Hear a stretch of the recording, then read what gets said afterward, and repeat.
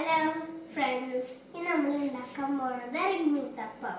അതിനുള്ള സാധനങ്ങൾ തക്കാളി, ഉള്ളി, മുളക്, പിന്നെ മാവ്. ഇനി നമുക്ക് പാൻ ചൂടായ ശേഷം റിങ്ങിലേക്ക് മാവ് ഒഴിക്കാം.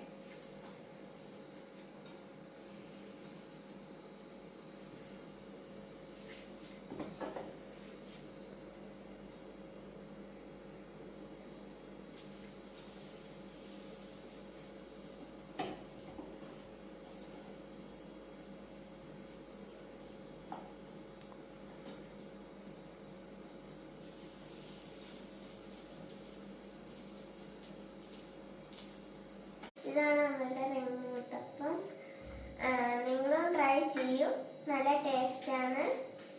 അടുത്ത ചാനലായിട്ട് കാണാം. Bye bye.